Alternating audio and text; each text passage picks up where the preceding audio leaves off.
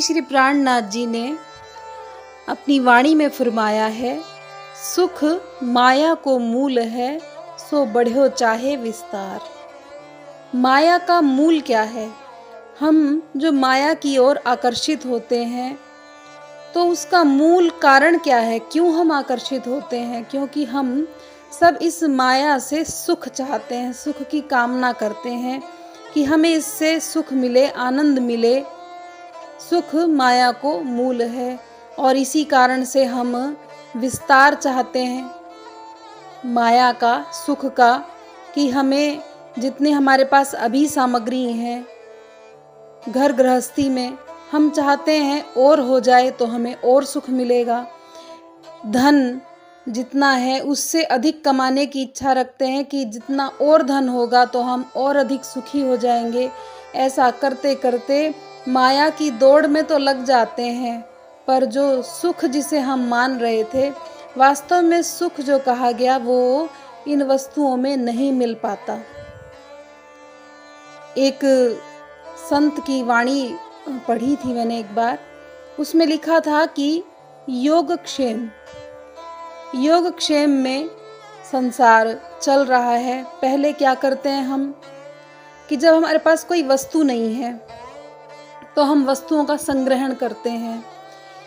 कि उदाहरण के लिए कोई भी हम अपनी घर गृहस्थी से संबंधित ले लें, जैसे हमारे यहाँ फ्रिज नहीं है तो हमने फ्रिज खरीद लिया, टीवी नहीं है तो टीवी ले लिया, फ़ोन नहीं है तो फ़ोन ले लिया।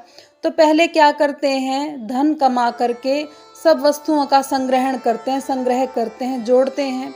उसके बाद क्या करते हैं, फिर नई बात शुरू हो जाती है, फिर उसका हम देखभाल करना शुरू कर देते हैं कि ये टूट ना जाए, ये ऐसा ना हो जाए, वैसा ना हो जाए।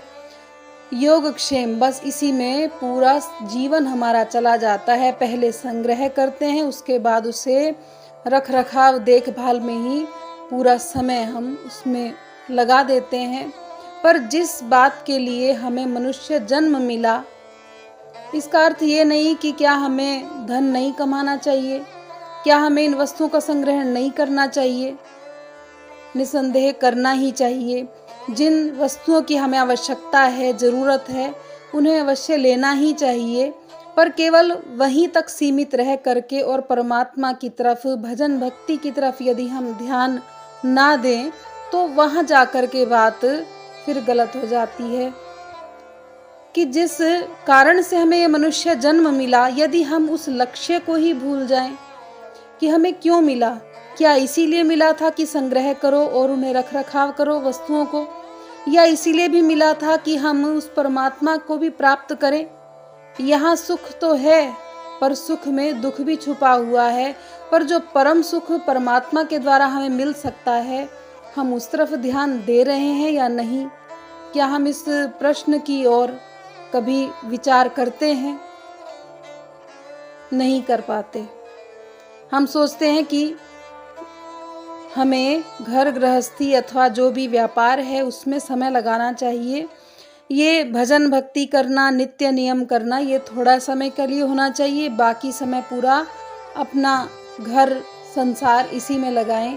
पर भक्तजनों, इस तरफ ध्यान लगाएं, पर परमात्मा को भी नगण्य मान करके छोड़ नहीं देना चाहिए। उनकी भक्ति, उनका भजन, उनका गुणगान, उसमें भी हमें अपना समय पूरा लगाना चाहिए। क्योंकि ये जो हमें सब मिल रहा है, संसार में जो भी वस्तु हमें प्राप्त हो रही है, ये कहाँ से मिल रही है? हम कहेंगे हमारी मेहनत से, पर ये मेहनत करने की शक्ति किसने दी? ये मेहनत करने की शक्ति भी परमात्मा के द्वारा ही हमें मिली है, पर उन्होंने ये शक्ति केवल संसार को बढ़ाने के लिए नहीं दी, ये उन्होंने शक्ति इसलिए भी दी है कि हमारी तरफ भी बढ़ो।